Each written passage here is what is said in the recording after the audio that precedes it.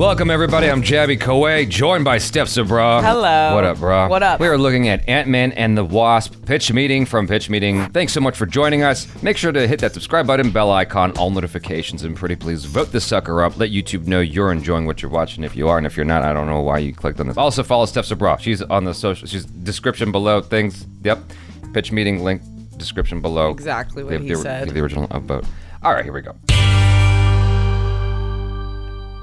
So you have an Ant-Man sequel script for me? Yes, sir, I do. It must have been hard to find a good way to follow up the events of Infinity War. Actually, super easy, barely an inconvenience. Oh, really? Yeah, I'm just not gonna do it. This is gonna take place before. Probably a good idea. Yeah. So what's the movie about? Well, Scott is on house arrest because of what he did in Civil War, and he only has a couple days left on his sentence. Okay. But Hope's mom, Janet, is gonna slide into his quantum DMs. What? Yeah, she's been stuck in the quantum realm for like 30 years, and her and Scott have something called a quantum entanglement. What's that? An excuse to get Scott involved in the story. Gotcha. So Hope and Hank are gonna kind of kidnap Scott because they need his help with this quantum tunnel thing they're building to go save Janet. Seems pretty straightforward. Are there any antagonists? Oh yeah, a bunch. Oh really, a bunch? Yeah. Well, first there's the FBI, and they're kind of suspicious that Scott is violating his house arrest. Okay. So anytime they think he is, they're gonna have to rush over there, and Scott's gonna have to try to get there before them. Why don't the FBI have someone stationed outside the house so they can just step in whenever they need to? Because my way's funnier. Fair enough. And then there's a bad guy named Sonny Birch. Oh, what's his deal? Well, he wants to steal Hank's shrunken lab so he can sell it to a buyer for $1 billion. Oh, a mysterious billionaire that wants to buy PIM technology. That's a great setup. Yeah, pretty cool, right? So what's the big reveal? Who does the buyer end up being? We're never gonna find out. Oh, okay then. Yeah. So how does Sonny Birch find out about Hank's lab? Well, Hope needs to buy a thing for the quantum tunnel, so she goes to see him. What does that thing do? It brings him into the movie. Gotcha. And why is he in the story anyway? Well, because I want the heroes to have car chases and fight scenes, but if they have those with the FBI, then there'd have to be consequences. So Sonny Birch doesn't really affect the story in any meaningful way, other than leading a group of punching bags. No, not really. And that's it for the antagonists? No, I didn't even get to the main antagonist yet. Oh, really? Yeah. Kind of a lot of antagonists. Yeah. So who's the main one? She's this character named Ghost. What's her deal? When she was a kid, she was exposed to quantum energy, and now she can phase through things, and she used to be a S.H.I.E.L.D. assassin. Wait, she's been around for years and was recruited by S.H.I.E.L.D.? Right. Feels like that raises a lot of questions about why we haven't seen her before in the MCU. Whoops. Whoopsie. Anyway, she needs to use Janet's life force to save her own life or something? How does that work? Exposition. Did you just say the word exposition? Oh, yeah, sorry. I mean, because of very complicated reasons relating to the quantum realm. Okay. So yeah, the characters are gonna go through a whole lot of complicated mumbo-jumbo about the quantum realm without actually saying anything about it. Sounds pretty vague. Oh yeah, super vague. That way I could do anything I wanted plot-wise and blame it all on the mysterious quantum realm. I guess that's pretty smart. What he's talking about is often how quantum mechanics is used in these movies, which is fine. It's just like this magic thing. It's a veil over what the writers want to happen in the story. Yeah, it's so confusing that I'm just like, most of us are like, okay, whatever you want to say. Yeah, you don't have to think about it too hard, and that's part of the point. I mean, they really like drove that point home in Avengers Infinity War when they're like, that's not how time travel works. And they sort of gave a pseudo explanation. I'm like, that really wasn't a great explanation, just so y'all know. That was kind of weird. But they just kept emphasizing, it's not how you think it works. Just throw everything you know out the window and just go along with the ride. That's the point. It's not really quantum mechanics or science or whatever, and it's okay. It's just like vague. It's inspired by it. And they use the same terms to make it sound smart, like Star Trek or something, but,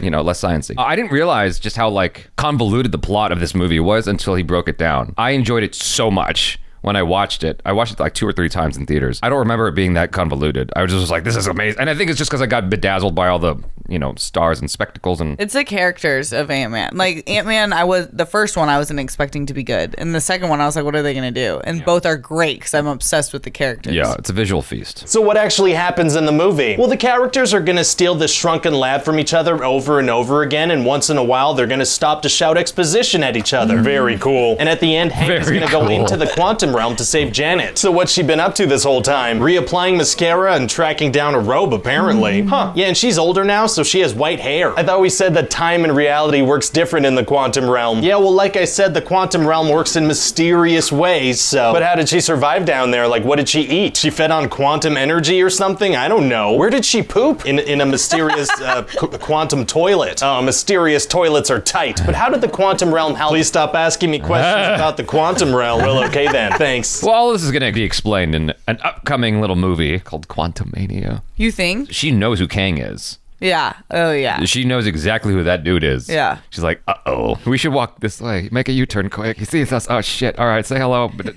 don't act weird. Or how did the quantum realm help? Please stop asking me questions about the quantum realm. Well, okay then. Thanks. So is it gonna be hard for Ghost to survive now that Janet's back? Actually, super easy. Barely an inconvenience. How so? Well, Janet is gonna make Ghost feel better by using her fingers. Oh, not like that. Oh. Yeah, so Janet spends... Oh my God.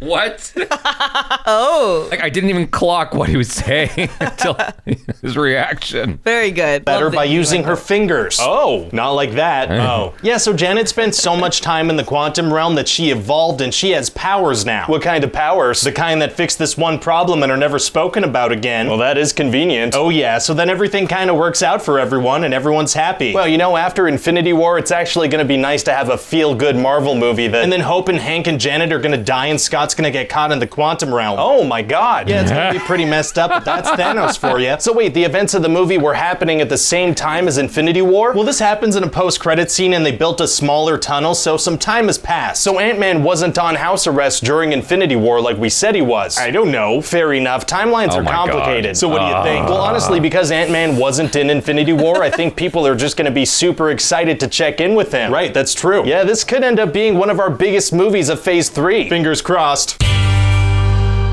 Oh, What? that's surprising. That is surprising because it got greenlit for a third installment. And MCU's just like, we'll just keep going. Don't worry. Yeah. It'll make money. Don't worry. That's surprising to me. It's the power of Paul Rudd. Just keep chugging along. It'll be all right. Everyone will still watch it eventually. Exactly. I mean, I watched it 3 times, like I said. I enjoyed the shit out of it. You know, especially in the beginning, the fight scenes with Wasp in the kitchen, I thought was amazing. The way they integrated choreography with visual effects. In terms of action, it's like it gave me so much of what I want. The car chase, I think it was through Frisco. You know, it was just cool seeing how they integrated that into a kind of a Steve McQueen Bullet sort of car chase sequence. I'm like, this is really cool. Like as an update to something we saw, 40 years ago, like I said, in Steve McQueen's Bullet, but with the MCU magic. This movie feels different than a lot of the other MCU movies for that. Like it has like this integration of multiple visual effects that I think is so well done with the character of Ant-Man itself and Wasp, like the way they can like grow and be small and fly into random things. Exactly. Yeah, it's dope. This is the second one we watched today. It's like, it's so neat to see Ryan George's evolution of like becoming more and more of like the best YouTuber. He's great. Yeah. Oh.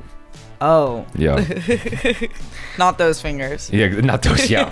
I don't even know what he meant by that, honestly. I'm removed enough from the movie. I'm like, I'm completely disconnected from what that meant because back then he wasn't showing clips. It's like later on he starts showing little clips here and there just to give you context. Oh yeah. But I guess he just wasn't at that point. This is earlier in the days of pitch meeting. You guys, thanks so much for hanging out and hopefully you enjoyed this. And do subscribe, bell icon, all notifications, vote this up, please. Subscribe to pitch meeting. There are links in the description below. Follow Steps to Bra. Again, same deal. Quote, quote, quote.